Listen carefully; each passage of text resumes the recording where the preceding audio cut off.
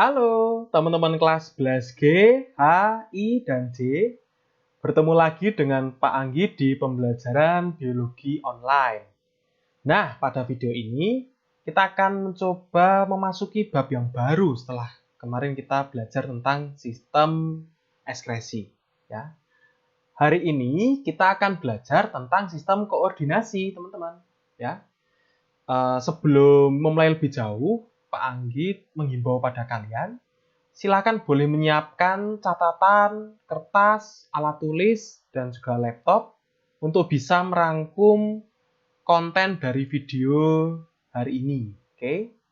Nah, kalau kamu sudah siap, mari kita bisa lanjutkan video ini ke slide berikutnya. Oke, teman-teman. Sistem koordinasi pada manusia itu dibagi menjadi 3 hal atau 3 sistem ya. Yang pertama adalah sistem saraf, yang kedua adalah sistem hormon, dan yang ketiga adalah sistem indera.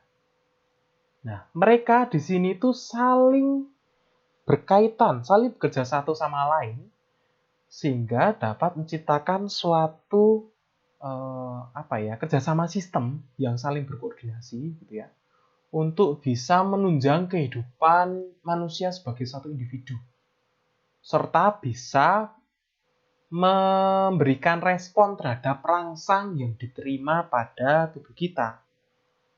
Nah, khusus pada video ini, kita akan belajar sistem yang pertama dari sistem besar koordinasi pada manusia. Yang akan kita pelajari hari ini adalah sistem saraf, teman-teman. Nah, apa yang akan kita pelajari pada sistem saraf pada hari ini? Nah, paling tidak kita akan belajar tentang 4 hal. Satu adalah belajar tentang neuron. Baik itu belajar tentang struktur, fungsi, jenis, dan juga neuroglia atau sel-sel penunjang neuron. Yang kedua, kita akan belajar tentang mekanisme penghantaran impuls. Khusus ini saya minta tolong supaya teman-teman nanti bisa serius ya. Kalau kalian belum paham dalam satu kali lihat, silakan bisa diulang terus-menerus sampai kamu tuh bisa memahami hal ini. Yang ketiga, kita akan bahas sedikit tentang sistem saraf pusat. Kita akan langsung ambil yang penting-penting saja. Dan yang terakhir adalah kita belajar tentang sistem saraf tepi. Itu teman-teman ya. Kalau begitu, kita akan coba mulai membahas tentang sistem saraf. Tetapi Pak Anggit akan memulai tidak langsung ke neuron, teman-teman. Kita akan melihat tentang peta konsep sistem saraf dulu ya pada manusia. Supaya teman-teman tuh tahu pola pikir, ada konsep yang kamu ambil gitu ya, yang bisa kamu pahami pada sistem saraf manusia. Intinya begini, sistem saraf manusia itu tuh dibagi menjadi 2, yaitu sistem saraf pusat dan sistem saraf tepi. Apa bedanya? Kalau sistem saraf pusat itu ya jelas, inilah yang paling utama dalam proses rangsang atau impuls. Tetapi sistem saraf pusat itu tidak bisa bekerja maksimal jika tidak ditunjang oleh sistem saraf tepi. Maka mereka ini bekerja sama supaya tubuhmu itu bisa berjalan dengan baik. Oke. Nah, sistem saraf pusat, teman-teman, itu dibagi menjadi 2, yaitu otak dan juga otak ya, dan juga sumsum tulang belakang atau medula spinalis. Khusus otak, itu nanti kita akan melihat tentang 3 hal. Yang pertama adalah otak besar atau cerebrum. Ini saya beri spoiler ya. Ini tuh terdiri atas berbagai lobus sesuai lobus dengan pada tengkorak. Pada tengkorak. Masih ingat ya, teman-teman ya? Dulu kita belajar tentang sistem gerak. Ada frontalis, occipital, parietal, gitu. Nah, nanti kita akan ada banyak itu ya. Nanti kita akan belajar itu secara spesifik. Lalu nanti juga ada otak kecil dan juga sumsum lanjutan atau istilahnya adalah medula oblongata. Atau ini bisa dikenal sebagai batang otak. Ini teman-teman. Oke, itu yang akan kita pelajari dari sistem saraf pusat. Ya, otak ini biasanya mengatur berbagai impuls dan juga respon yang kita sadari. Ya, sadar. Ya, kalau yang sumsum tulang belakang ini biasanya itu berupa mengatur tentang gerak refleks, gitu ya. Itu teman-teman. Ya. Oke, mari kita lihat berikutnya. Di sistem saraf nanti kita juga akan belajar tentang sistem saraf tepi. Tadi ya, penunjang sistem saraf pusat tadi ya. Nah, sistem saraf tepi itu dibagi menjadi dua. Yang pertama adalah saraf somatis atau saraf sadar. Loh Pak, kok ini sama dengan yang otak? Ya iya, ini kan tadi kan Bapak ada ngomong, ini kan menunjang. Jadi memang nanti ada kerjasama antara sistem saraf tepi dengan sistem saraf pusat. Gitu ya. Oke. Nah, kita lihat dulu sistem saraf somatis atau yang mengatur tentang menunjang tentang gerakan yang sadar. Ya. Sistem saraf somatis ini, teman-teman, itu terdiri atas dua, yaitu saraf tepi berjumlah 12 pasang yang ini tuh menempel pada otak. Jadi ada 12 pasang saraf yang menempel pada otak. Itulah sistem saraf tepi yang kranial istilahnya. Lalu juga ada saraf somatis berjumlah 31 pasang saraf yang menempel pada sumsum tulang belakangmu, teman-teman. Ya. Jadi bisa kamu bayangkan tadi ada kerjasama yang nempel ke otak ada 12 pasang saraf tepi, yang nempel ke sumsum tulang belakang atau medula spinalis ada 31 pasang. Itu teman-teman. Oke. Berikutnya saraf otonom atau tak sadar. Tak sadar di sini artinya adalah tidak bisa kamu atur. Ini tuh bekerja di bawah kehendakmu, ya. Di luar kehendakmu. Jadi kamu nggak bisa ngatur ini. Nah, saraf otonom tuh contohnya bisa ngatur apa saja ya. Yang paling mudah nih, misalkan denyut jantung. Kamu nggak bisa nyuruh jantungmu supaya, yuk sekarang jantung, kamu berdetak dengan cepat. Nggak bisa. Atau, yuk jantung, silakan melambat denyutnya. Nggak bisa. Ya. Nah inilah dan salah satu contoh dari saraf otonom. Ya. Nah, saraf otonom ini teman-teman itu nanti terdiri atas dua jenis saraf, yaitu saraf simpatik dan saraf parasimpatik. Spoiler ya, yang pertama adalah dua jenis saraf ini, si simpatik dan parasimpatik ini selalu bekerja berlawanan ya atau antagonis, nggak pernah akur, selalu berlawanan. Saraf simpatik itu akan memberikan respon terhadap organ-organ yang tidak di luar kehendakmu tadi ya. Itu saat kondisimu itu stres. Nah inilah fungsi dari saraf simpatik ya, memberikan respons terhadap organ-organ di luar kehendakmu itu tadi saat kondisimu itu stres. Tapi saat kondisimu tenang atau rileks, gitu ya, ini yang lebih bekerja adalah yang parasimpatik. Jadi saraf parasimpatik itu akan membuat beberapa organ yang tidak bisa kamu atur sendiri itu dalam keadaan rileks, gitu. Nah, kita akan belajar ini lebih banyak nanti di belakang. Oke? Kalau begitu, kita akan mulai belajar hal yang pertama yang mendasari tentang sistem saraf. Ya, yaitu sel yang menyusun paling dasar dari sistem saraf. Ada yang masih ingat apa namanya? Oke, namanya adalah neuron. Oke, ini ya teman-teman ya, neuron. Nah, teman-teman, neuron atau sel saraf ini ya bentuk dasarnya tuh ya seperti yang ada di gambar ini, gitu ya. Nah, Di slide ini, kita akan belajar tentang bagian-bagian dari neuron. Sudah Pak Anggit labeli nomor 1 sampai 7. Ya. Kita akan membahas namanya apa, beserta fungsinya. Serta nanti kita akan bahas tentang jenis-jenis neuron berdasarkan fungsinya, teman-teman. Ya. Kalau begitu, mari kita bahas yang pertama, yaitu nama bagian neuron beserta fungsinya, mulai dari nomor 1. Ada yang tahu nomor 1 itu namanya apa? Oke, teman-teman, nomor 1 disebut sebagai dendrit. Oke, ujung-ujung paling depan pada neuron, dendrit. Dendrit berfungsi untuk menerima impuls yang pertama kali pada neuron. Itulah fungsi dendrit. Oke. Sekarang kita akan bahas nomor 2. Ada yang tahu nomor 2 apa? Nomor 2 adalah cell body. Oke, ini bahasa Inggrisnya. Kamu boleh mengatakan ini sebagai badan sel. Sama saja. Fungsinya adalah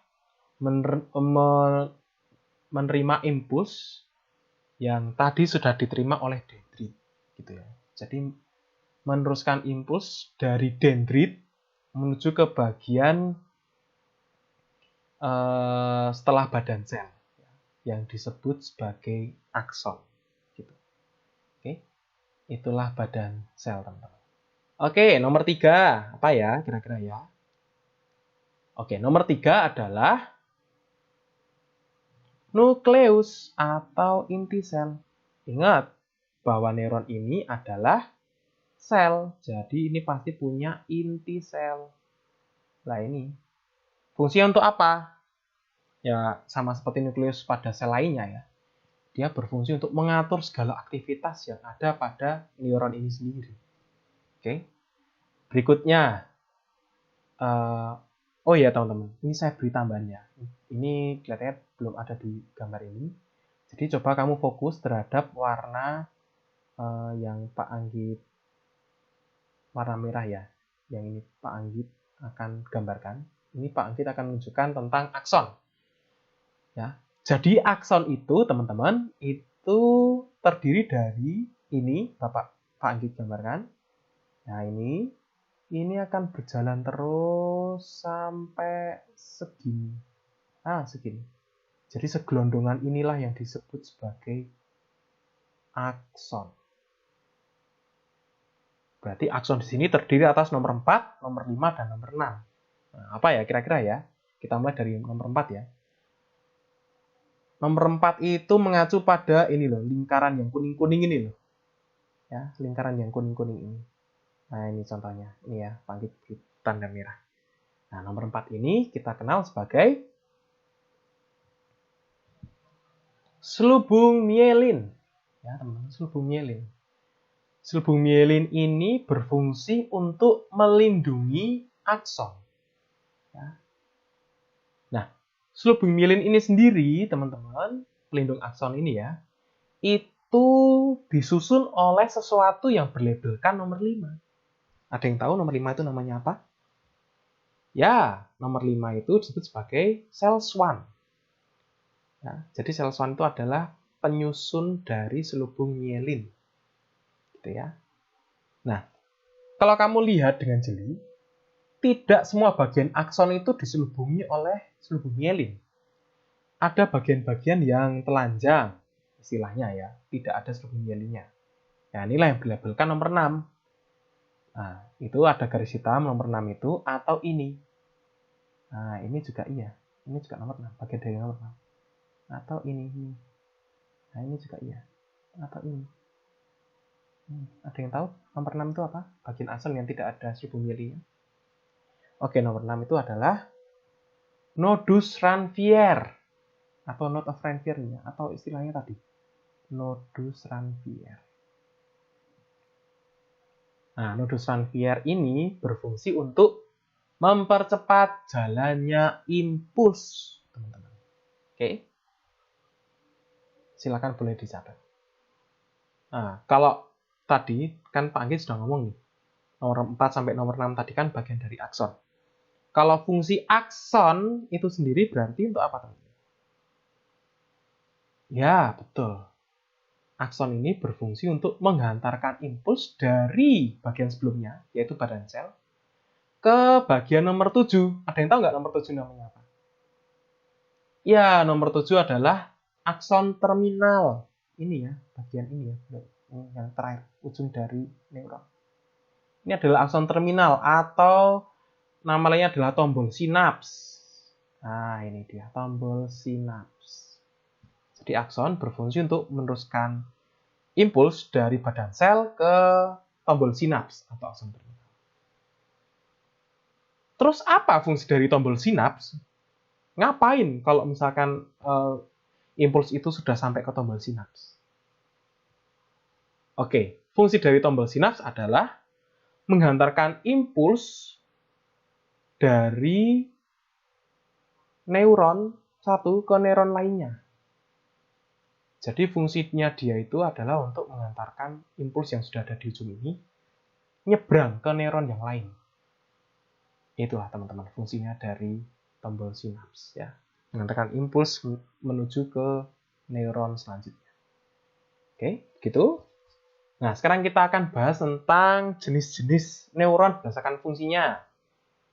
Ada 3, siapa yang tahu? Ya. 1 disebut sebagai neuron sensorik. Oke. Neuron sensorik ini berfungsi untuk menghantarkan, pasti yang dihantarkan adalah impuls. Pertanyaannya adalah dari mana ke mana? Nah, neuron sensorik ini menghantarkan impuls dari, ini dihantarkan ya, dari indera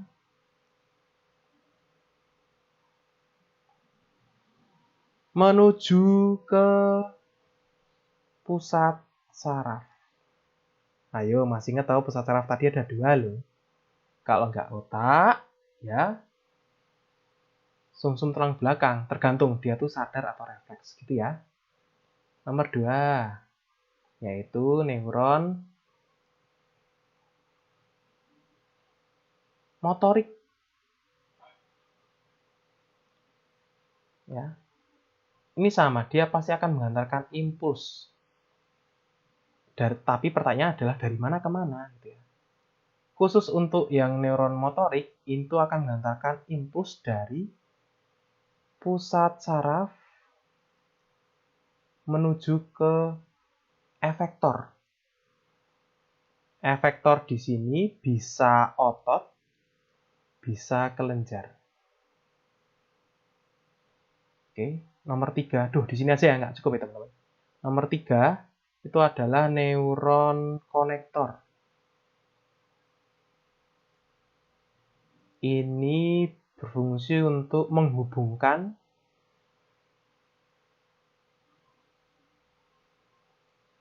kedua jenis neuron sebelumnya, yaitu neuron sensorik dan neuron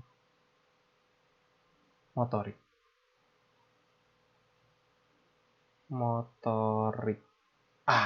Gitu ya teman-teman ya. Oke, semoga bisa dipahami untuk slide ini. Silakan boleh kamu baca catatannya. Kalau sudah, kita lanjutkan. Kita akan membahas slide berikutnya. Oke. Berikutnya kita akan membahas tentang tentang neuroglia. Gambar ini sebenarnya teman-teman itu adalah gambar neuron lengkap dengan neuroglianya atau tadi ya penunjang dari neuron itu sendiri. Nah, neuron itu ini adalah yang berwarna kuning ini teman-teman. Ini ya, yang berwarna kuning ini loh. Nah, ini adalah neuron. Ya. Nah, maka neuroglia itu yang mana? Dan ada berapa jumlahnya? Jawabannya adalah ada 4 neuroglia. Ya. Yang pertama adalah ini nanti microglial cell, mikroglia. Lalu nanti juga ada astrosit. Yang ketiga adalah ependymal cell. Dan yang keempat adalah oligodendrosit. Oke. Kita akan lihat dulu dari yang menonjol nih. Astrosit nih ya. Kamu lihat astrosit ini bentuknya tuh ini loh, yang kayak hampir kayak badan sel. Ya, dan kalau kamu lihat ujung-ujungnya tuh nempel sama neuron memang. Seperti ini. Ya. Dan kalau kamu lihat lagi bentuknya tuh seperti bintang, menyerupai bintang. Ya. Maka yang pertama, jenis neuroglia yang pertama adalah astrosit. Bentuknya menyerupai bintang dan berfungsi untuk merekatkan neuron-neuron supaya tidak gampang terkoyak, tidak gampang rusak. Itulah fungsi dari astrosit. Dan kamu bisa lihat sendiri, ini memang nempel-nempel gitu ya di neuron. Oke. Kalau begitu yang berikutnya, teman-teman. Berikutnya adalah oligodendrosit. Ini hampir sama dengan astrosit, tetapi berfungsi untuk membentuk selubung mielin. Makanya kamu tidak heran kalau kamu lihat ini ya, oligodendrosit itu ini loh. Ini tuh ujung-ujungnya tuh nempel sama selubung mielin. Ya, karena itu tadi fungsinya untuk membentuk selubung mielin. Ya. Jadi kalau tanpa adanya si oligodendrosit, aksonmu tuh akan berupa nodus Ranvier semua. Nggak ada yang melindungi. Akan gampang rusak. Oke. Next ya. Next adalah mikroglia. Nah, mikroglia itu yang ada di ujung-ujung dendrit ini, teman-teman. Ini saya lingkarin. Kecil-kecil, mikroglia. Ini berfungsi untuk fagosit. Jadi seperti tentara, ya, teman-teman. Berfungsi untuk pertahanan. Ya, menjaga neuron dari serangan zat-zat asing seperti virus, bakteri, dan zat asing lain yang bisa jadi membahayakan neuron itu sendiri. Itu akan difagosit atau akan dimakan oleh si mikroglia. Oke, itu teman-teman. Yang terakhir adalah sel ependima. Ya. Di sini berupa membran epitelium yang melapisi rongga cerebral atau otak dan juga medula spinalis. Jadi inilah neuroglia yang berupa epitel ya teman-teman. Untuk benar-benar melapisi rongga cerebral dan medula spinalis supaya tidak mudah rusak dan juga diserang oleh benda asing. Oke, teman-teman. Jika sudah paham, maka tentang neuron selesai sampai di sini. Oke. Kita sudah belajar yang pertama, neuron. Oke. Berikutnya kita akan belajar tentang penghantaran impuls. Sekali lagi, ini agak rumit. Silakan teman-teman bisa meningkatkan konsentrasimu. Kita akan belajar tentang penghantaran impuls. Kita akan mulai dengan ini. Jalur impuls pada gerak sadar secara umum. Bagi yang nggak tahu ya, impuls itu sekali lagi, ini adalah rangsang. Ya. Jadi, jalur penghantaran impuls pada gerak sadar. Yang pertama, teman-teman, pasti dimulai dengan adanya impuls itu sendiri atau rangsang itu sendiri. Impuls ini pasti akan diterima oleh yang kedua, impuls itu akan diterima oleh reseptor atau indera yang ada pada tubuh kita. Tergantung impulsnya apa. Contoh, misalkan ada suara, maka inderanya pasti akan sesuai, yaitu telinga. Misalkan Angga ngentut. Nah, itu pasti reseptornya adalah hidungnya Lita, misalkan. Atau misalkan Vivian masak nasi goreng. Nah, baunya enak gitu ya. Nah, itu pasti akan diterima sama hidungnya Kenneth. Nah, jadi menyesuaikan inderanya. Apapun itu ya. Gitu teman-teman. Nah, dari indera, ya tadi misalnya dengan impulsnya apa tadi, itu akan diteruskan impulsnya oleh saraf sensorik. Ya. Jadi di indera ada reseptor, itu akan langsung ditangkap impulsnya oleh saraf sensorik dan diteruskan ke, kalau gerak sadar, diteruskannya ke otak, teman-teman. Terhubung dengan saraf konektor tadi. Ya. Nah, nanti kita akan bahas spesifik. Bagian otak itu macam-macam. Nanti tergantung impulsnya apa. Ya. Nanti ada yang ngurusi macam-macam. Oke. Tapi kita bahas umumnya dulu. Nah, di otak, karena ini gerak sadar, dan di sini ada saraf konektor, kamu tuh bisa memutuskan. Otakmu tuh akan mengolah, dengan saraf konektor itu akan diolah. Kamu tuh ingin memberikan respon apa? Nah, kalau sudah menentukan responnya apa, impulsnya itu akan diteruskan oleh saraf motorik. Lalu ini akan menuju ke efektor, yaitu otot atau kelenjar. Sekarang Pak Anggit kasih contoh ya. Kamu boleh membuat contoh sendiri, tapi misalkan Pak Anggit membuat contoh. Misalkan impulsnya berupa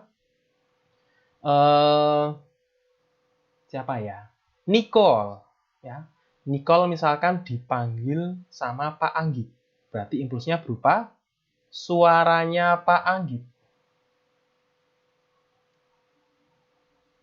Nah, kalau Pak Anggit manggil Nicole, pasti reseptornya adalah telinga dari Nicole.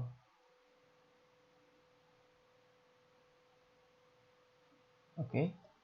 Nah, lalu di telinganya Nicole itu sudah ada saraf sensorik. Lalu akan diteruskan menuju ke otak karena ini dianggap oleh gerak sadar.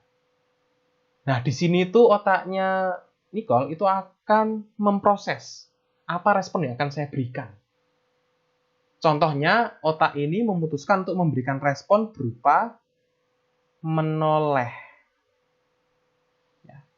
Maka, perintah menoleh ini itu akan impuls ini ya, menoleh ini nanti akan diteruskan oleh saraf motorik untuk menuju ke otot atau kelenjar yang sesuai untuk bisa menjalankan menoleh. Yaitu apa? Nah, contohnya adalah otot leher. Gitu. Jadi saraf motorik sama otot itu tuh nempel gitu. Maka kalau ini tuh sudah diteruskan sampai ke sini, lalu nanti diteruskan sampai sini, otot lehernya si Nicole itu akan menoleh sesuai dengan permintaannya otak. Gitu, teman-teman. Ya. Contohnya seperti itu. Oke, lanjut ya. Kalau kamu sudah paham. Sekarang teman-teman, jalur impuls pada gerak refleks. Gerak refleks ini contohnya seperti apa ya? Nah, misalkan para pebasket nih, Jojo misalkan. Jojo dilempar bola basket gitu ya. Bagi orang-orang yang sudah terlatih seperti pemain basket Loyola, Jojo misalkan, itu pasti bisa menangkapnya secara cepat. Ya. Kadang nggak sampai mikir gitu ya. Atau misalkan yang umum, misalkan apa ya? Misalkan Bondan. Bondan nggak sengaja nginjek paku, gitu ya. Pasti di situ Bondan tanpa mikir itu akan mengangkat kakinya, gitu. Nah, itulah yang disebut sebagai gerak refleks, gerak yang kadang tuh belum sempat kamu pikirkan seperti apa, tapi tahu-tahu tubuhmu itu bergerak sendiri. Nah, kita akan lihat bagaimana jalurnya impuls pada gerak refleks ini. Yang pertama, teman-teman, sama, pasti harus ada impuls dulu. Dan biasanya memang impulsnya ini tadi ya, contohnya untuk bisa memicu gerak refleks. Lalu impuls pasti akan diterima oleh reseptor atau indera. Ini hampir sama dengan yang tadi, dengan yang sadar. Habis itu, impuls dari reseptor indera akan diteruskan ke saraf sensorik. Lalu dari saraf sensorik, impuls itu akan diolah, diproses. Itu bukan di otak, tetapi inilah yang membedakan. Sumsum tulang belakang. Ya. Disinilah ada saraf konektor yang akan menentukan kira-kira kamu tuh akan memberikan respon apa. Ya. Lalu respon itu tadi akan dikirimkan, ya, diteruskan ke saraf motorik, lalu dari saraf motorik ke efektor, yaitu otot atau kelenjar. tadi. Contohnya, misalkan, ya, untuk bisa memahami ini. Misalkan, Icel menggoreng ikan, ya, menggoreng ikan. Tiba-tiba minyaknya itu meledak, gitu ya, meletus, mengenai tangan Icel. Maka impulsnya di sini berupa panas dari minyak. Oh, namanya dari kompor gitu kan panas, kan? Panas dari minyak. Lalu reseptornya apa kira-kira, teman-teman? Nah, contohnya adalah kulit tangan Icel. Nah, lalu di sini kulit tangan Icel yang sudah menerima panas itu tadi, itu akan diteruskan oleh saraf sensorik menuju sumsum tulang belakang. Lalu ini akan diproses dengan sangat cepat, jauh lebih cepat daripada gerak sadar, untuk selanjutnya diberikan respon. Dan responnya adalah tangan menjauh. Ya toh? Tangan menjauh dari kompor. Nah, ini. Lalu perintah ini itu akan diteruskan ke saraf motorik, teman-teman. Lalu saraf motorik akan meneruskan ke otot atau kelenjar yang bisa menunjang perintah itu tadi. Berarti kalau di sini yang sesuai misalkan adalah otot tangannya Icel akan bergerak menjauh. Nah, seperti itu. Sehingga tanpa mikir, tiba-tiba otot tangannya Icel menjauh. Itulah contoh jalur dari gerak refleks. Semoga teman-teman bisa paham. Oke? Kalau gitu, next, teman-teman. Oke, teman-teman, tadi kita belajar tentang penghantaran impuls jalur yang umum ya. Secara umum. Baik yang gerak sadar maupun yang refleks. Nah, sekarang Pak Anggit ingin mengajak kalian untuk belajar penghantaran impuls itu lebih spesifik lagi, yaitu pada tingkat neuron. Apa sih yang terjadi pada neuron-neuron ini sehingga bisa mengantarkan dari indera, lalu oleh sensorik menuju ke pusat saraf, lalu dari pusat saraf lewat saraf motorik bisa menuju ke efektor. Gitu ya. Intinya, penghantaran impuls pada neuron ini tuh ada dua proses, teman-teman. Satu adalah dengan proses beda potensial. Ini yang ada di dalam tubuh neuron itu sendiri. Nanti ada 3 tahapan, gitu ya. Itu, teman-teman. Lalu yang kedua adalah sinapsis. Nah, ini nanti adalah saat impuls itu sudah sampai ke ujung neuron, lalu akan disampaikan ke neuron yang lainnya. Kita akan belajar dari yang pertama dulu, beda potensial, teman-teman. Oke, beda potensial itu contohnya seperti ini. Nah, ini ada gambar ini ya. Ini ada gambar akson yang diperbesar. Nah, supaya kamu tuh ingat dulu, tahapan untuk beda potensial ini, itu tuh ada 3. Yang satu namanya adalah polarisasi. Ini adalah fase istirahat. Oke. Lalu nanti ada juga ya istilah yang namanya depolarisasi. Yang ketiga adalah repolarisasi. Oke. Nah, supaya kamu bisa memahami lebih dalam, intinya gini, teman-teman. Intinya adalah impuls itu tuh menjalarnya itu tuh merembet gitu ya. Jadi tidak langsung sekaligus, tapi itu merembet, menular. Tapi saat menular ke bagian berikutnya, gitu ya, bagian yang tadi menularkan pertama kali itu akan kembali ke posisi semula. Nah, saat ini menerima impuls pertama kali kan berarti kan posisinya kan semuanya dalam keadaan tenang gitu ya. Nah, saat netral. Nah, saat posisi netral inilah, saya Pak Anggit gambarkan lagi ya. Inilah yang disebut sebagai tahap istirahat, fase istirahat atau polarisasi. Ciri khasnya mudah. Kamu boleh catat nanti ciri khasnya apa. Polarisasi adalah saat bagian neuron itu satu itu di bagian luarnya itu ada ion natrium. Di dalamnya tuh di dalam ini membran, ini luar, ini akson, ini membran di dalamnya. Ini membran dalam ya. Ini membran dalam. Dalam membran. Dalam membrannya akson, ini adalah luar membran. Jadi di luar membran itu ada banyak Na+, di dalam membran itu ada banyak ion K+. Oke. Ciri-ciri yang pertama ini, posisi ionnya Na+ di luar, K+ di dalam. Oke. Ciri khas berikutnya adalah bagian luar itu bermuatan listrik positif. Bagian dalam negatif. Ya, ini positif negatif, positif negatif. Seperti ini. Lalu berikutnya sebenarnya ada yang tak nampak di sini, teman-teman. Yaitu saluran ion. Jadi nanti kan ada pergerakan ion nih, Na+ dan K+. Jadi ada dua saluran Na+ dan saluran K+. Nah, khusus di polarisasi, ini salurannya, baik yang Na+ maupun K+, ini tuh menutup semua. Oke.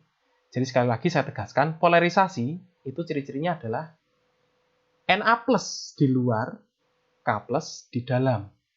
Itu dari posisi ion. Kedua dari muatan. Muatan di luar membran positif, di dalam negatif. Ketiga, berdasarkan saluran ion. Baik saluran ion Na+ maupun K+, semuanya nutup. Itulah fase polarisasi. Silakan tambahkan dulu, boleh. Oke? Nah, teman-teman, kita akan belajar depolarisasi. Inilah saat ada impuls nyebrang. Dan ini adalah yang ada di gambar setelahnya. Ya. Ada perubahan. Kalau teman-teman lihat, apa perubahannya? Ya, ini segini ini tuh masih polarisasi. Ini tuh masih polarisasi di sini. Masih anteng-anteng aja. Tapi ada yang berubah, mulai berubah di depan. Yaitu, ya ini bagian biru-biru ini ya. Nah, di sini sudah masuk tahap yang kedua sebenarnya, depolarisasi. Coba dilihat, kamu fokuskan di gambar yang ini. Apa yang nampak di sini? Kalau kamu jeli, perbedaannya ada di satu. Tiba-tiba ada tulisan Na+, ini arahnya masuk. Maka di depolarisasi ini, Na+ itu bisa masuk karena lewat salurannya tadi toh. Berarti di sini saluran Na+-nya gimana? Terbuka. Itulah ciri-ciri dari depolarisasi. Satu, saluran Na+ terbuka. K+-nya tetap nutup, gengs. Na+-nya aja yang terbuka. Maka, saat Na+ kedua, saat saluran Na+ terbuka, pasti Na+-nya bisa masuk, natriumnya masuk. Saat natriumnya masuk ke dalam akson ini ya, membran akson ini, muatannya pun berubah. Sekarang di dalam itu jadi positif, di luar jadi negatif. Nah, maka inilah yang disebut sebagai fase depolarisasi. Oke. Nah, kalau udah terjadi seperti ini, nah ini akan mencoba lanjut ke gambar berikutnya. Nah ini ya, ini tak gambarkan ini. Yang masih ingat nggak? Tadi setelah ada polarisasi, kan semuanya polarisasi nih. Tadi sudah ada yang depolarisasi, berikutnya ada fase repolarisasi. Repolarisasi, coba kamu tuh lihat teman-teman. Ini tak garis wis, tak garis kayak gini. Nah, kalau kamu lihat, nah sekarang lihat nih. Yang mengalami depolarisasi ini tuh ternyata sudah mulai bergeser ke bagian akson daerah berikutnya. Yang tadinya polarisasi dia gantian depolarisasi ini loh. Tapi saat bagian sebelahnya gantian depolarisasi, bagian yang pertama paling depan tadi, ini sudah bukan depolarisasi, tapi dia sudah mengalami proses repolarisasi. Apa ciri-ciri dari repolarisasi? Ciri-cirinya adalah, ya ini, kamu akan melihat. Ada tulisan K+ keluar. Yang kedua, ada perubahan muatan. Maka ciri-cirinya adalah K+ keluar, berarti saluran K+-nya buka. Maka ciri-cirinya, saluran K+ terbuka, ion K+ keluar membran neuron. Ya. Keluarnya ion K+ ini membuat muatan di luar menjadi positif. Di dalam berubah menjadi negatif. Itu teman-teman. Maka inilah yang disebut sebagai repolarisasi. Saat K+-nya keluar, muatannya berubah jadi positif yang di luar. Lalu yang di dalam jadi negatif. Dan ini tuh nanti akan bergeser terus. Nah, ini bergeser. Sampai semuanya, kalau kamu mau lihat satu bagian ini aja yang paling depan. Berarti satu bagian ini aja tuh akan mengalami 3 hal ini. Ya polarisasi, depolarisasi, dan repolarisasi. Nanti pasti ada yang tanya, loh Pak, kalau kayak gini caranya, berarti kan semua K+ di luar. Terus nanti jadi semua Na+ di dalam. Lah gimana caranya bisa masuk ke fase polarisasi lagi? Jawabannya adalah, memang ada fase antara. Jadi setelah repolarisasi, nanti itu ada posisi ion-ion itu akan kembali lagi seperti semula. Seperti tahap polarisasi tadi. Ya. Kalau kamu belum paham, coba kamu ulangi lagi dari penjelasan Pak Anggit, dan kamu boleh tanya, atau kamu boleh searching video YouTube, itu ada animasinya. Gitu ya, semoga teman-teman paham. Sekali lagi, inilah yang terjadi di dalam tubuh si neuron itu sendiri. Mulai dari dendrit, sampai menuju ke tombol sinaps. Nah, sekarang permasalahannya adalah, kalau sudah sampai tombol sinaps, itu tuh tidak bisa memakai cara beda potensial ini. Ini sudah mentok, teman-teman. Maka, supaya ini bisa diteruskan ke neuron lainnya, neuron akan menjalankan cara yang kedua, yaitu apa yang terjadi di tombol sinaps. Dengan cara, tahapan yang kedua, sinapsis. Silakan teman-teman boleh bayangkan dulu, ini adalah bagian tombol sinap yang sudah diperbesar. Oke. Nah, sekarang teman-teman lihat, supaya teman-teman paham ya. Ini tadi tombol sinap. Oke, bagiannya sudah tahu. Ini adalah celah sinapsis. Ya. Celah sinapsis. Jadi cuma ada rongga seperti itu. Ini rongga saja, celah sinapsis. Lalu ini adalah dendrit. Dendritnya apa? Ya, betul. Dendrit dari neuron setelahnya, neuron selanjutnya. Jadi itu kita akan belajar gimana caranya mengestafetkan impuls dari si tombol sinaps neuron yang pertama supaya bisa lanjut ke neuron yang kedua atau neuron berikutnya. Oke. Nah, teman-teman perlu belajar dulu bahwa di dalam tombol sinap itu tuh ada ini loh, buletan-buletan ini. Ini adalah gelembung yang di dalamnya tuh ada cairan yang namanya neurotransmitter. Oke.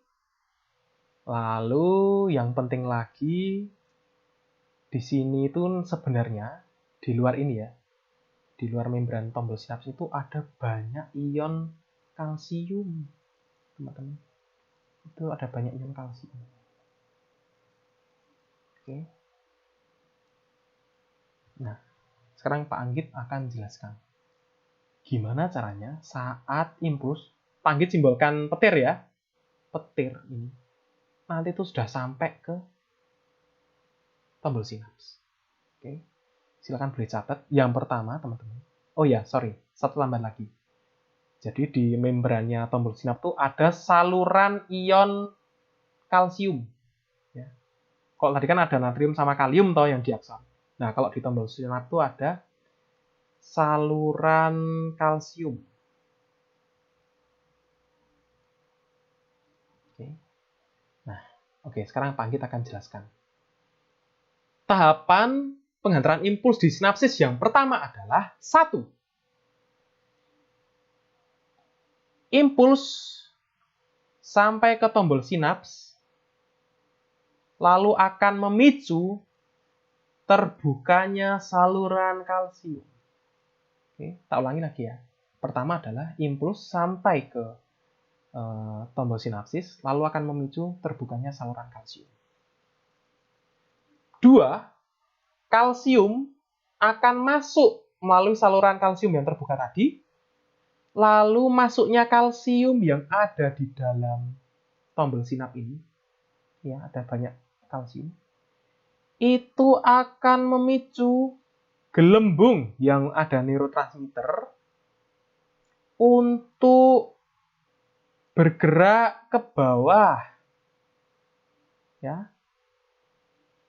sehingga gelembung-gelembung ini akan mendifusikan cairan neurotransmitter. Pak Anggit simbolkan titik-titik, ini adalah cairan neurotransmitter, ke area atau rongga sinapsis. Itu teman-teman. 3, neurotransmitter yang tadi sudah ada di ini, rongga atau celah sinapsis, akan menempel pada reseptor. Ya. Reseptor di sini teman-teman. Reseptor protein. Ya. Oh iya, supaya kamu nggak bingung ya, neurotransmitter yang paling umum itu namanya adalah asetilkolin. Ini penting supaya teman-teman nggak bingung. Oke. Jadi kita ulangi lagi ya, neurotransmitter berarti di sini adalah asetilkolin. Itu akan diterima oleh reseptor yang ada pada dendrit. Reseptor asetilkolin pada dendrit. Sudah? Berikutnya, setelah asetilkolin itu menempel pada reseptor pada dendrit, maka di sini ada saluran ion, dan tahukah kalian bahwa ini adalah saluran ion Na+, natrium. Jadi, asetilkolin menempel pada reseptor tadi, saluran ion Na+-nya akan terbuka. Saat saluran Na+-nya terbuka, maka di sini ada ion-ion Na+, seperti pada akson tadi, itu akan masuk melalui celah yang terbuka tadi. Sehingga masuknya ini akan memicu depolarisasi, lanjut lagi, balik lagi yang tadi, siklus muter lagi. Itu teman-teman, ya. Oke, jadi masuknya Na+, ya, itu akan memicu depolarisasi. Nah, kan gini teman-teman, tadi kan asetilkolinnya masih nempel. Ini kalau dibiarkan terus, Na+-nya itu akan masuk terus. Lama-lama nanti bisa over teman-teman. Ya, perubahannya akan sangat tinggi drastis. Maka asetilkolin harus dilepas. Ya. Maka itulah tahapan yang terakhir. Enzim yang disebut sebagai asetilkolinesterase,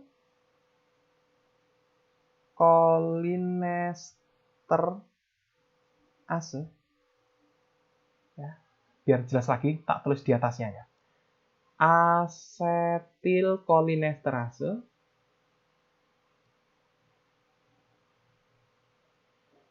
akan memecah asetilkolin yang tadinya itu menempel di reseptornya dendrit, ya, itu akan memecah asetilkolin menjadi asetil dan kolin. Gampang tau? Yang di sini tadi itu, yang nempel pada protein tadi itu akan dipecah. Dan asetil dan kolin itu tadi, itu akan kembali ke tombol sinaps untuk akhirnya nanti membentuk gelembung berisi neurotransmitter yang baru. Dan proses ini akan berlangsung seperti itu terus. Maka itulah yang terjadi pada tahapan sinapsis. Silakan bisa dipahami lagi, kamu bisa rewind videonya. Kalau masih belum paham, tanya sama Pak Anggit. Oke? Bisa di kolom komen di bawah ini. Lanjut ya. Oke, teman-teman. ternyata sampai sini tadi sinapsis kita sudah selesai membahas tentang penghantaran impuls. Ya. Sekarang Pak Anggit akan menjelaskan tentang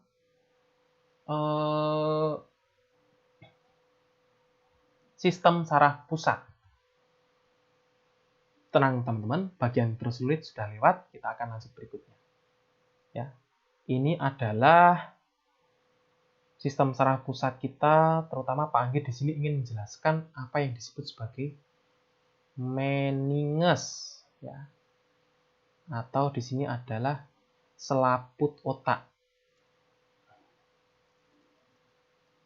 Ya, nah teman-teman, selaput otak atau meninges ini itu terdiri atas 3 bagian. Ya. Bagian otaknya nanti ya, kita fokus ke meningesnya dulu. Ya.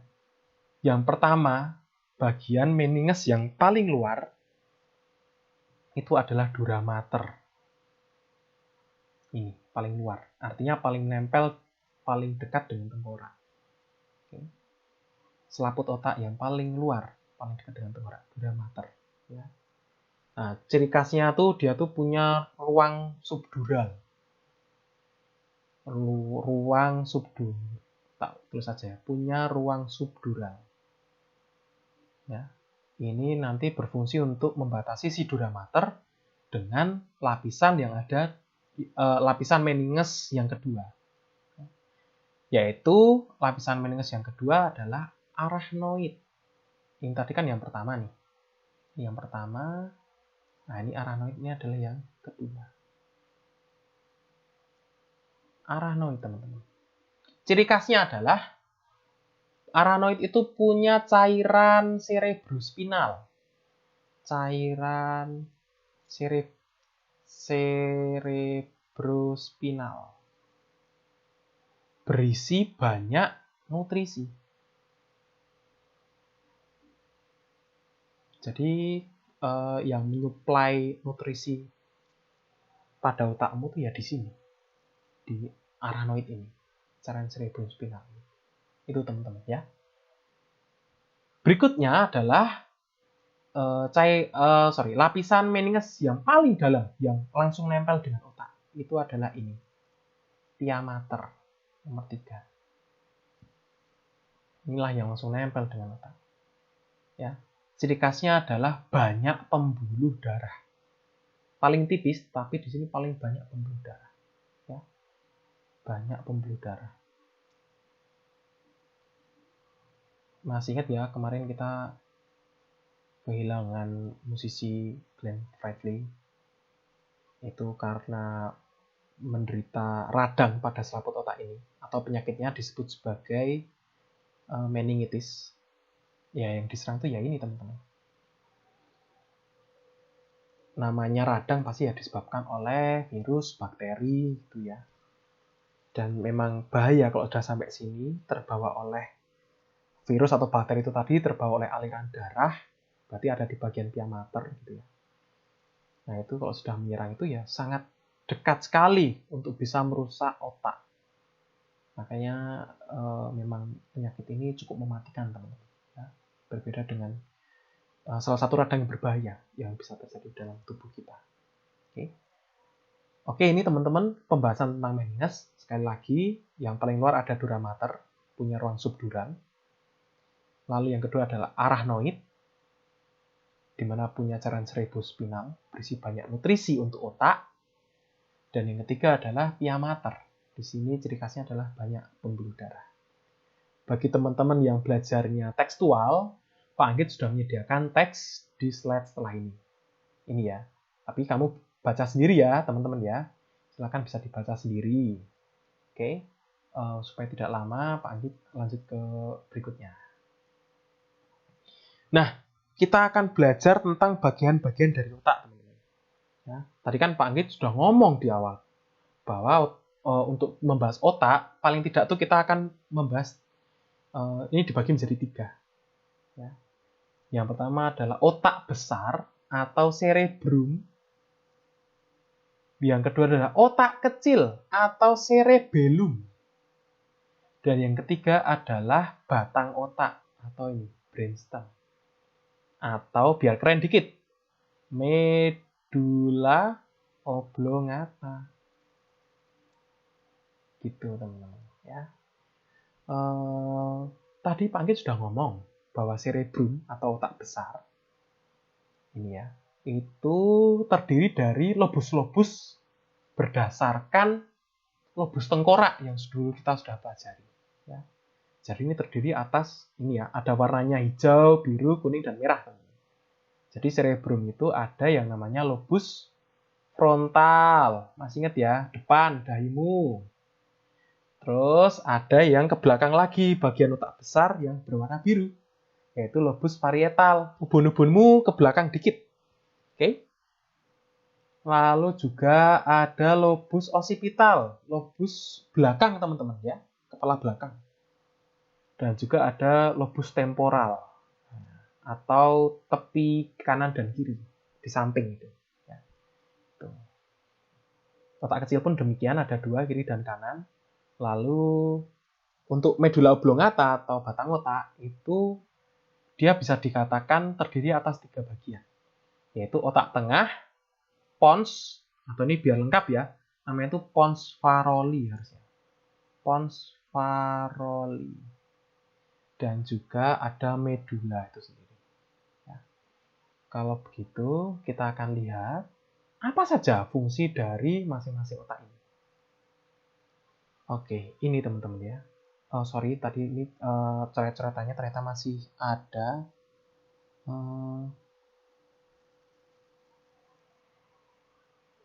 Oke, nah ini supaya teman-teman bisa jelas melihatnya. Apa saja sih yang ada di fungsi pada masing-masing di sini? Kita lihat yang cerebrum dulu ya, otak besar. Ternyata otak besar yang frontal, cerebrum ini teman-teman, itu berfungsi untuk ngatur emosimu, kepribadianmu, moralitasmu seperti apa, kecerdasan atau intelektual, ya. Dan juga cara untuk ngomong, kemampuan berbicara. Itu diatur sepenuhnya oleh lobus frontal, otak besar bagian depan, lobus frontal. Oke. Nah, sekarang kita lihat. Sorry. Sampai sini dulu ya, teman-teman ya, supaya kamu paham dulu. Inilah yang hijau-hijau, lobus frontal. Lobus frontal. Sekarang kita lihat yang biru, lobus parietal. Nah, sekarang teman-teman bisa lihat. Ternyata inilah yang bertugas utama untuk mengolah informasi atau impuls tentang rasa sakit, panas, sentuhan, ya, berarti cenderung lebih ke indera praba. Itu semua itu yang ngatur itu adalah ini otak besar bagian lobus parietal. Oke. Jadi kamu tuh bisa merasakan kepanasan, kedinginan, ya, dia yang membuat interpretasi itu, ya, lobus parietal. Lalu berikutnya adalah, nah ini, lobus occipital. Ternyata lobus occipital ini mengatur tentang penglihatanmu. Ya, teman-teman.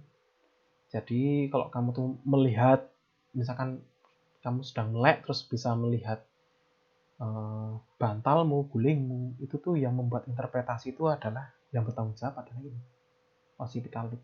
Makanya hati-hati teman-teman kalau pas kamu tuh terjatuh itu jangan sampai terlentang gitu ya. Nah kalau terlentang itu tuh nanti kena kepala bagian belakang, apalagi kena occipital lobe ya, bisa jadi menimbulkan kebutaan. Ya, kalau itu parah. Lanjut ke lobus temporal. Nah, lobus temporal yang kuning ya teman-teman ya. Ternyata inilah yang bertanggung jawab untuk bisa mengatur impuls pendengaran ataupun juga membau. Jadi kalau misalkan kamu tuh mencium bau sate yang dibakar, kamu bisa tahu kalau itu tuh bisa interpretasi bau sate, itu tuh yang ngolah tuh ya ini, si bagian kuning-kuning ini. Ya, itu teman-teman. Atau kamu bisa mendengarkan suaranya siapa. Tanpa melihat orangnya, kamu tahu bahwa yang manggil itu Misalkan teman sekelasmu yang kamu dekat, pasti tahu, oh iya yang manggil ini. Itu teman-teman ya. Itu tentang otak besar atau cerebrum. Selanjutnya kita akan belajar tentang otak kecil atau cerebrum. Pada intinya, otak kecil itu bertanggung jawab terhadap kemampuan motorikmu. Apapun keterampilan yang berurusan dengan motorik dan gerakan. Contohnya, ini ya, berjalan, menari, keseimbangan juga di sini. Lalu juga ini apa namanya, kerjasama kontraksi otot itu pun juga ada diatur di otak kecil. Biasanya, pokoknya apapun yang berbau dengan keterampilan itu tuh diatur oleh otak kecil. Ya, keterampilan gerakan dalam hal ini. Contohnya Darwin bermain basket. Nah, itu pasti otak kecilnya tuh sudah terlatih untuk bisa mengolah itu, teman-teman ya. Untuk terlatih untuk bisa menggerakkan skill-skill basket. Bisa melempar, tahu seberapa kencangnya supaya masuk. Itu kan kalau semakin sering dilatih ya semakin semakin fasih ya. Bermain gitar misalkan ya. Atau Albert bermain piano. Nah, itu yang jalan tuh ini, otak kecil ini semakin terlatih. Itu teman-teman ya. Atau Jeff bermain gitar. Gitu. Ini semuanya diatur keterampilan itu oleh otak kecil. Berikutnya teman-teman, batang otak ya. Batang otak itu mengatur tentang, ini yang paling utama sebenarnya, mengatur tentang organ-organ yang bergerak secara otonom, bekerja secara otonom. Contohnya adalah jantung, paru-paru, lambungmu atau sistem pencernaanmu, dan juga dari peredaran darahmu, itu teman-teman ya. Lalu juga untuk otak tengah ini berfungsi seperti admin gitu ya teman-teman ya, seperti administrator. Jadi misalnya ada impuls, oh ini impulsnya untuk pendengaran, dia akan meneruskannya ke lobus temporal. Oh ada impuls berupa penglihatan, dia akan meneruskannya ke occipital. Oh ini berupa panas, ini akan diteruskan ke parietal. Jadi ini tuh seperti operator lah, ya, seperti operator gitu. Itu teman-teman. Ya. Dan sebenarnya pokoknya semua batang otak di sini tuh mengatur tentang ini ya, semua yang berkaitan dengan gerak yang cara kerja tubuh yang otonom, yang bekerja di luar kehendak kita. Ya, itu teman-teman. Semoga paham. Kita akan lanjut next berikutnya. Oke teman-teman, ini medula spinalis. Singkat saja, ini kalau misalkan dipotong medula spinalisnya atau sumsum tulang belakang, itu akan nampak seperti ini. Ada bagian disk, vertebra, ini adalah tulang belakangnya, ya, ruasnya. Lalu di dalamnya ini ada sumsum. Nah inilah sebenarnya yang ngatur tentang gerak refleks. Ya, ngatur gerak refleks. Berarti jelas ada sensori, tadi spinal nerve tadi, teman-teman. Saraf tepi yang nempel dengan sumsum tulang belakang. Ada sensoriknya, jelas ada motoriknya. Dan ini bentuknya seperti ini. Kalau kamu lihat ini ada yang berwarna putih. Dan yang tengah ini berwarna abu-abu. Dan ini yang menarik teman-teman. Ini adalah bagian dari otak. Ya. Ternyata otak dan medula spinalis atau sumsum tulang belakang itu sama-sama punya bagian substansi yang berwarna putih dan berwarna abu-abu. Bedanya adalah ini otak, ini tak singkat medula spinalis MS ya, MS gitu ya. Bedanya adalah dilihat dari luar dan dari dalamnya, sisi luar dan sisi dalam. Oke. Nah, kalau teman-teman lihat, ternyata bagian luar dari otak kita itu substansi yang warnanya abu-abu. Sedangkan yang medula spinalis, kalau kamu lihat di sisi luarnya ini, malah warnanya apa? Putih. Otak yang bagian dalam, kebalikannya, malah warnanya putih. Ini putih kan? Ini kan putih ini. Ini warnanya putih. Sedangkan medula spinalis, itu substansi bagian tengahnya ini adalah, ini malah yang abu-abu. Jadi kesimpulannya adalah, substansi abu-abu dan putih pada otak dan medula spinalis itu tuh posisinya tuh saling berlawanan. Walaupun posisinya saling berlawanan, luar dan dalamnya, tetapi kandungannya sama. Kuncinya adalah bagian substansi putih itu tuh banyak mengandung, semuanya memang mengandung neuron, tapi kalau yang putih itu lebih banyak aksonnya. Ya. Baik yang otak maupun medula spinalis sama, cuman posisinya aja yang beda toh. Kalau substansi abu-abu itu lebih banyak terdapat badan sel neuron. Ya, jadi itu perbedaan utamanya, teman. Ini seringkali ya simple sih, tapi seringkali keluar kok dalam ujian-ujian. Jadi silakan boleh diberikan catatan tambahan. Oke. Kalau gitu lanjut berikutnya. Oke teman-teman, kita sudah belajar tentang neuron, kita sudah belajar tentang pandangan impuls, sistem saraf pusat tadi barusan sampai itu saja cukup menurut saya. Maka kita akan bahas yang terakhir tentang sistem saraf tepi. Oke. Sistem saraf tepi yang akan kita pelajari di sini, kita akan langsung fokus ke saraf kranial teman-teman ya. Saraf-saraf tepi yang langsung nyambung dengan pusat saraf si otak. Ya. Nah, kamu nggak perlu bingung ya. Di sini itu tuh intinya adalah impulsnya apa, saraf sensoriknya tuh ternyata tuh ada namanya. Berdasarkan dia tuh mau ngantar apa. Ya. Dan ada nomornya teman-teman ternyata. Nah, supaya kamu, apakah 12 ini harus dihafalkan atau apa? Enggak sih teman-teman. Tapi teman-teman perlu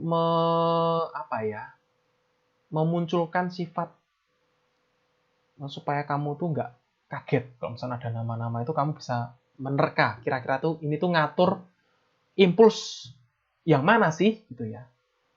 Contohnya nih, ada tulisan optik. Nah, saraf nomor 2, optik. Ini berarti adalah nama saraf sensorik dari untuk mengatur impuls berupa cahaya. Berarti sekarang kamu tahu kalau ada impuls yang berupa cahaya, indranya tadi adalah mata, maka kan terus ada saraf sensorik tadi. Nah, saraf sensoriknya tuh sebenarnya tuh spesifiknya tuh ini loh, guys. Yaitu si saraf optik. Nah, dari saraf optik, tadi dia akan diteruskan ke otak tuh, karena sadar. Nah, sekarang kamu tahu saraf optik itu akan menuju ke otak yang mana tadi? Yang ngatur tentang penglihatan. Ayo, Li. Ya, betul. Yaitu otak besar atau cerebrum, lobus occipital. Lalu akan diteruskan tuh tadi ke saraf motorik. Ini contoh saja ya. Saraf motorik, terus ke efektor. Gitu sebenarnya. Yang sering, ya nomor 2 ini sangat familiar ya. Sangat familiar, optik. Oke, teman-teman. Berikutnya, kita lihat olfaktori. Olfaktori ini ternyata mengatur tentang sensorik penciuman. Nah, sekarang kamu tahu, berarti kok kamu tuh mencium kentut, dari hidungmu tuh ternyata yang bisa mengantarkan sampai ke otak besar bagian temporalmu itu, bisa menginterpretasikan bau kentut, itu ternyata tuh diantarkan dengan saraf yang namanya olfaktori. Nah, sekarang jadi tahu toh. Lalu, yang sering kali dibahas adalah ini. Ini namanya nomor 7. Fasial. Ya. Facial, wajah. Ini mengatur tentang terutama ya, mengecap oke lah, betul sensorik, tetapi terutama ini mengatur tentang mimik wajah. Jadi kalau kamu sedih, merengut gitu ya.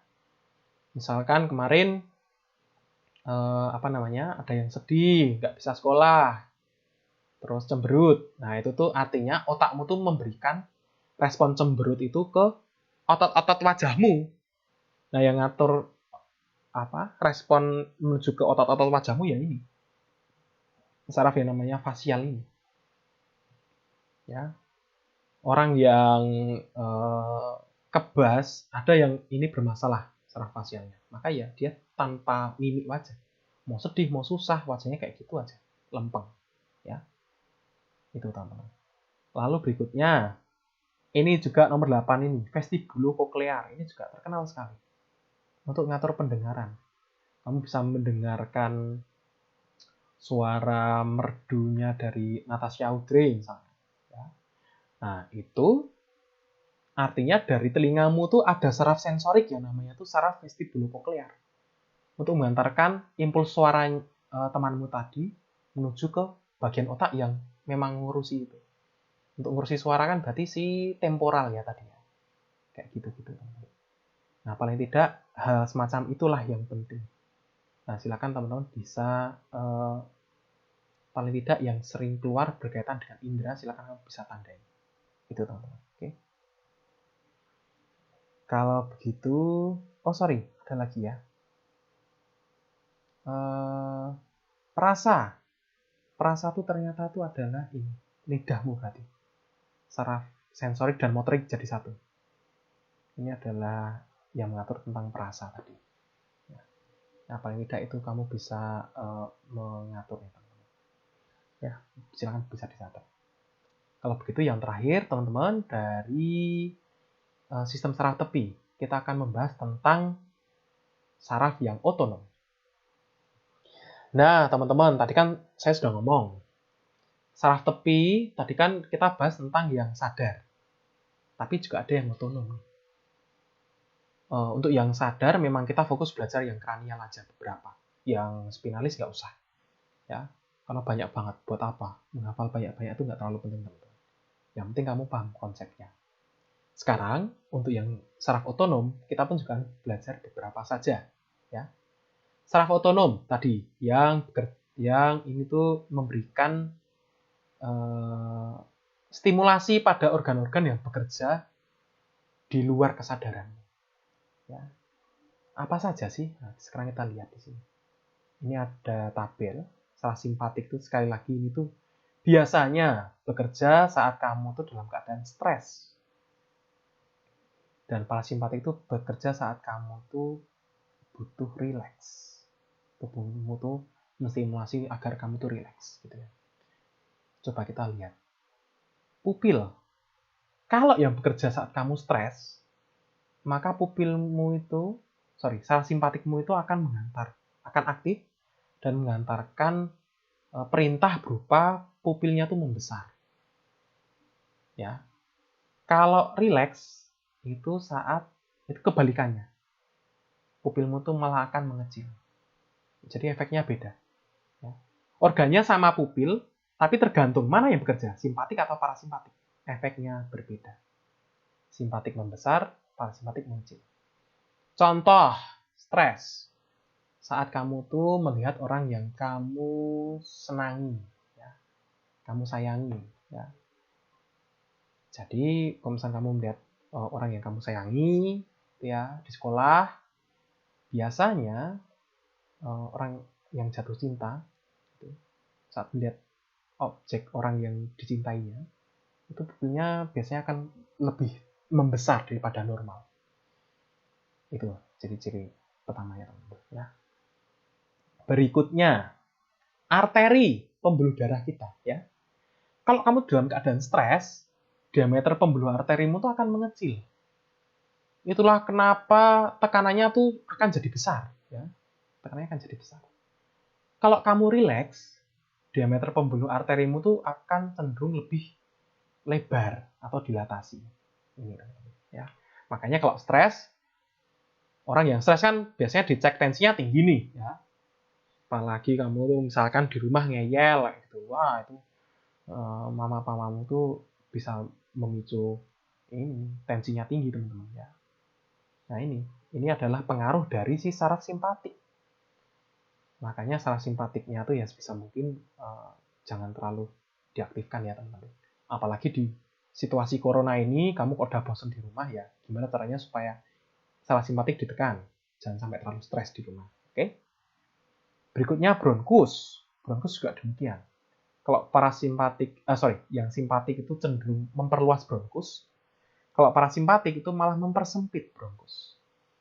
Oke? Jantung. Nah, ini. Jantung itu kalau simpatik yang bekerja, maka efeknya adalah mempercepat detak jantung. Bener ya? Kalau orang stres itu kan cenderung deg-degan. Misalkan mengerjakan PR, tapi ternyata ketinggalan di rumah, nggak dibawa. Nah, itu biasanya simpatik tuh yang kerja tuh. Jantungnya deg-degan. Ya. Tapi kalau parasimpatik yang bekerja, ini tuh akan memperlambat detak jantung. Terutama kalau tadi sebelumnya sudah dalam kondisi stres. Pencernaan makanan. Kalau stres itu malah cenderung malah memperlambat pencernaan makanan. Ya. Makanya kadang orang kalau stres itu malah kadang nggak kerasa lapar gitu ya, lama kerasa lapar. Ya. Tapi kalau yang rileks itu mempercepat pencernaan makanan. Gitu, teman-teman. Yang terakhir adalah kandung kemih. Kalau kandung kemih itu kalau stres itu akan mengembangkan kandung kemih, kalau parasimpatik, rileks akan cenderung mengerutkan kandung kemih. Oke. Nah, teman-teman, mungkin itu saja dulu dari Pak Anggit untuk pelajaran ini. Maaf jika lama, tapi ini semata-mata supaya kalian tuh bisa lebih memahami tentang materi sistem saraf. Berikutnya nanti Pak Anggit akan mengirimkan video tentang sistem hormon atau endokrin dan juga sistem indera. Selamat bersekolah online, teman-teman. Nikmatilah hidupmu. Jangan lupa untuk mengumpulkan rangkuman dari materi. Thank you.